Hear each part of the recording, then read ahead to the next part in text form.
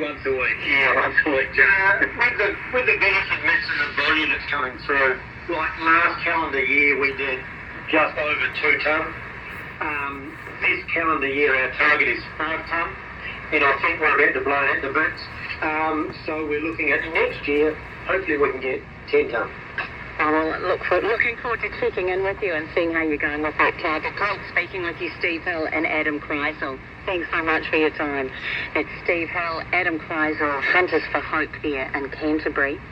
Well, I've got some company in the studio now. It's time for sports with RNZ's Jamie Ward. Kia ora, Jamie. Kia ora, how are you? Good, thank you. Great to have your company.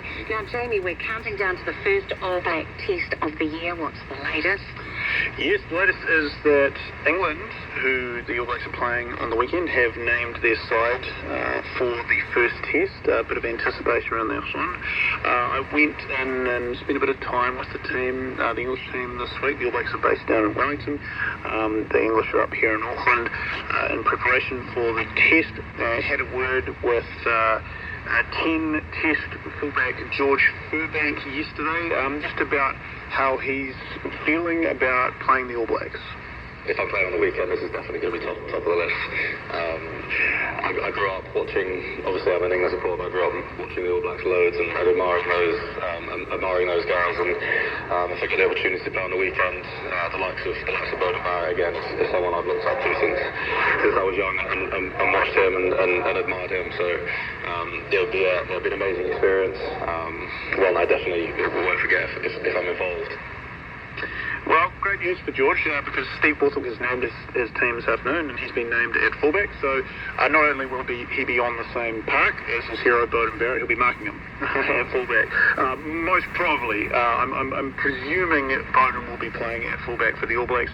The All Blacks don't name their team until Thursday, but it's a very big team that Steve Borthwick has named. Will Stewart and Joe Marler in a prop, and Maro Tojo and George Martin.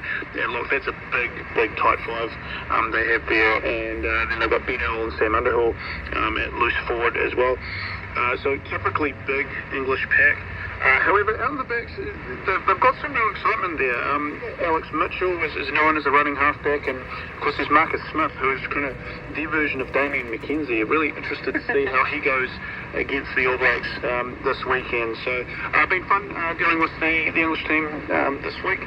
They move down to Dunedin tomorrow, and I'll be coming with them. So looking forward to getting down to the Deep South. Oh, excellent. Okay, now Portia Woodman-Whitcliffe has announced her retirement.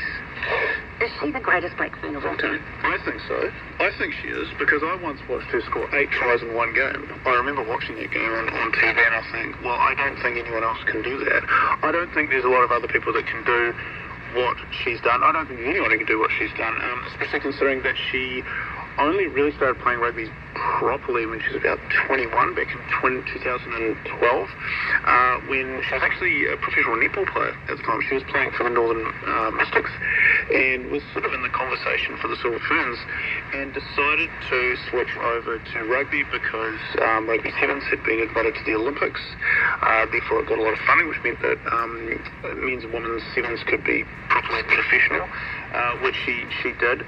She also made the Black Ferns 15s side and won 2 World Cups with them. But the most notable thing about Portia, who is a fantastic person to deal with, I can't speak highly enough of her, and her dad, Carfina, and her uncle, Fred, who were both All Blacks as well, so, you know, it makes sense that she would go on and wear the black jersey herself, is that she's managed to make such an imprint in both 7s and 15s. She's been just as good at both.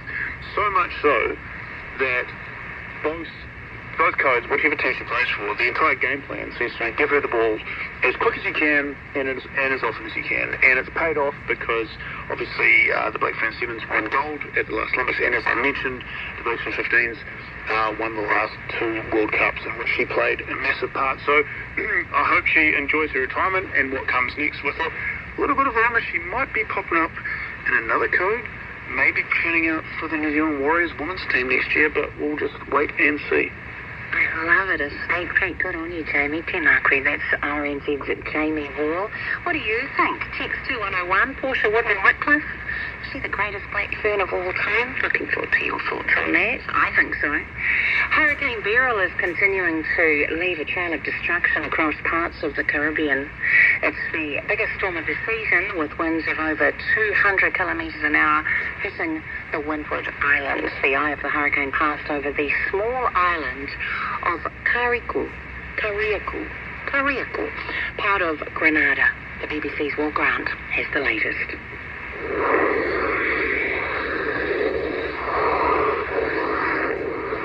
As Hurricane Beryl lashed several islands in the Caribbean, meteorologists have warned that it is bringing sustained winds and gusts capable of potentially catastrophic damage and loss of life. Communications with parts of Grenada have been cut off altogether, and the authorities are still trying to assess the extent of the damage. The reaction in nations like Barbados, Grenada and St. Vincent and the Grenadines has largely been to heed government advice. Supermarkets, petrol stations and hardware stores were all filled up with customers trying to stock up on provisions ahead of the storm making landfall. Residents of the capital of Barbados, Bridgetown, were among those making last-minute preparations. Everything you can think about there yet to. We're almost out of searchlights, special cards, ladders, tape. The windows are already secured, boarded up, everything. I have my water, bottled water and collected water. I have my extra food stuff, my batteries. In part, the fear is that the relatively small size of the islands will mean the storm won't weaken significantly as it passes over them and could cause widespread damage over a large part of the region. These islands are well versed in preparing for and dealing with major hurricanes. However, it is extremely rare for such powerful named storms to emerge so early in the summer, and Hurricane Beryl is now considered the earliest Category 4 storm on record. Climate experts predict this year's Atlantic hurricane season will be particularly busy and intense. Well, it's been touted as a viable way to meet the world's growing food needs while causing far less harm to the planet than traditional farming.